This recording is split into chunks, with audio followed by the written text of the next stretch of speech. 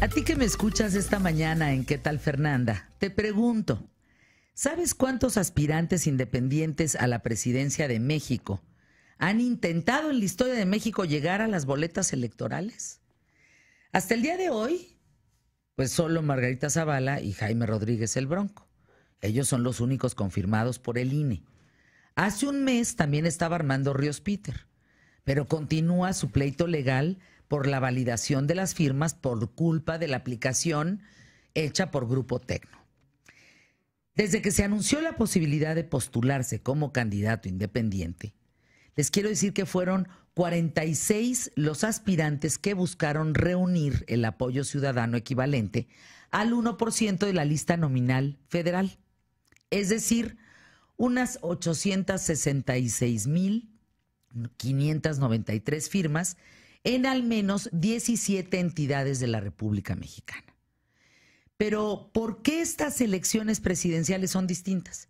Y el tema de las candidaturas independientes han provocado tantísimos conflictos.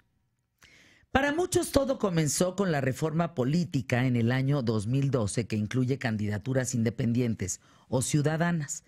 Sin embargo, esto ya no existe desde hace mucho tiempo en la historia de la democracia mexicana, incluso se remonta al siglo antepasado. Recordemos que para el año 1812, las reglas electorales existentes están amparadas en la Constitución de Cádiz, que junto con las bases de organización política de la República Mexicana de 1843, no conceden el monopolio expreso a los partidos, por la simple razón, pues, de que no hay partidos políticos. Lo que existe en ese entonces bajo estas leyes es un procedimiento electoral indirecto en tercer grado con electores de juntas de parroquia, electores de juntas de partido y electores de juntas de provincia. Pues, ¿cómo es esto? En palabras simples, los candidatos se presentaban el día de la elección y no había registro formal ni campañas. Pero casi cualquier ciudadano, incluyendo a los propios electores integrantes de las juntas, podían aspirar al puesto de elección popular y el que obtuviera más de la mitad, o sea, más uno, de los votos, resultaba ganador. Después de esto surge la convocatoria a Cortés, que estás hablando del año de 1821. La cual está considerada como una de las primeras regulaciones electorales de México independiente, aunque se asemeja mucho a lo ya visto en la Constitución de Cádiz. Una de las novedades principales está en un artículo que es el 1, que da el derecho a todos los ciudadanos de todas las clases, castas y extranjeros para ser candidatos. En las bases de organización política de la República Mexicana, estás hablando 1843, se establece que los senadores electos en asambleas departamentales pueden provenir de los gremios de agricultores, comerciantes, mineros, fabricantes o exfuncionarios y no de los partidos.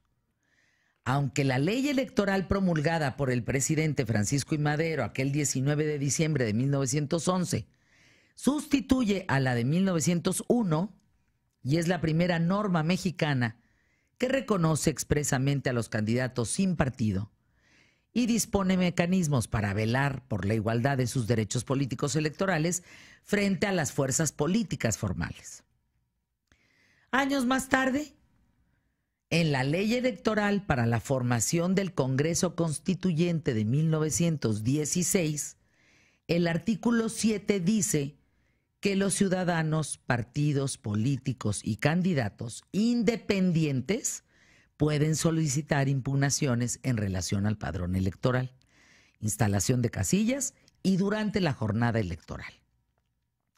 Luego viene la Ley para la Elección de los Poderes Federales, 1918, que sigue básicamente las mismas normas, pero añade las reglas para el registro de los candidatos ciudadanos, estableciendo 50 electores del distrito respectivo para candidatos a diputados, 50 electores de cualquier distrito para senadores, mientras residan en el estado correspondiente. Si no, alégale. Y 50 electores de cualquier lugar del país para candidatos presidenciales. Pero tú sabes, tú que me escuchas aquí en QTF, ¿quién fue el primer candidato independiente de la historia de México? Su nombre fue Nicolás Zúñiga y Miranda, un zacatecano que entre el año 1865 y 1924 fue 8 veces candidato a la presidencia de la República sin estar en un partido político. Su imagen quedó inmortalizada en uno de los murales más famosos de Diego Rivera. Me refiero a aquel sueño de una tarde dominical en la Alameda Central, donde Diego retrató al llamado, ¿saben cómo le decían? El candidato perpetuo, debajo de Porfirio Díaz, quien se inclina hacia él para entregarle una bandera de México y una banda tricolor. También se aprecia, sobre una silla presidencial colocada entre ambos personajes, un ejemplar de El Mexicano. El Mexicano, acuérdense, era este periódico del Club Político Nacional que dirigía justamente este hombre zacatecano, candidato a la presidencia como independiente 8 veces, que era Nicolás Zúñiga y Miranda. De hecho, las candidaturas independientes no estuvieron prohibidas en las leyes mexicanas. Fue hasta 1946 cuando el entonces presidente Manuel Ávila Camacho promueve una reforma política que da a los partidos el derecho exclusivo a postular candidatos. Antes de esto, José Vasconcelos fue uno de los pocos candidatos que se atrevieron a encabezar movimientos independientes en contra del sistema para competir por la presidencia. Estás hablando de 1929. Pero de ahí nos vamos hasta el 2001, cuando en plena alternancia en la presidencia comienzan los juicios de ciudadanos en el Tribunal Electoral del Poder Judicial de la Federación, pidiendo competir en las votaciones sin partido. Acuérdense, Jorge Castañeda intentó registrar su candidatura independiente en el año 2005 y le fue completamente negada. Yo estuve muy cercana a él en esos tiempos y viví cerca de Jorge Castañeda lo difícil que fue un tema legal. No entendían cómo hacerlo, pues. No entendían cómo hacer que él fuera un candidato ciudadano a competir con los partidos políticos de siempre. ¿Pero qué creen? Lo mismo le ocurrió en la Suprema Corte de Justicia, que ratificó la negativa. ¿Ustedes se imaginan que le fue negado el registro? De verdad lo viví de cerca porque no sabían cómo. No sabían qué hacer, cómo, por dónde atorarle este tema. Pero ¿qué creen? Él lleva el caso a los tribunales internacionales de La Haya, la Corte Interamericana de Derechos Humanos, y esta pide al Estado mexicano reformar sus leyes para garantizar el derecho de sus ciudadanos a ser electos. Eso es lo que Jorge Castañeda logra, ¿eh?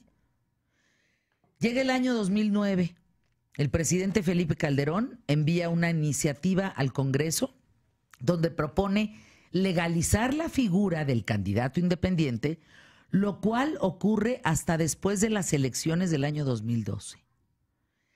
Ya para las elecciones federales y locales del 2015, eran 325 ciudadanos que iniciaron el trámite para ser candidatos independientes.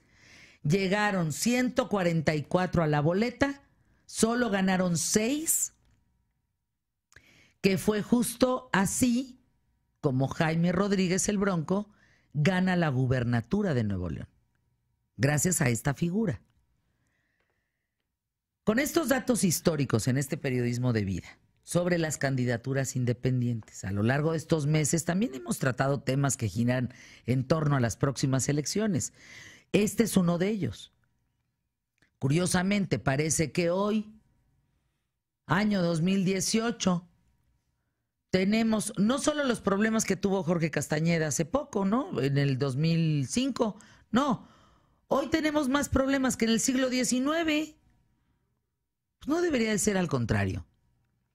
No debería de ser más clara la posibilidad de poder elegir como ciudadano, pues ser candidato independiente para la presidencia de la República de los Estados Unidos mexicanos. Por eso hoy te pregunto.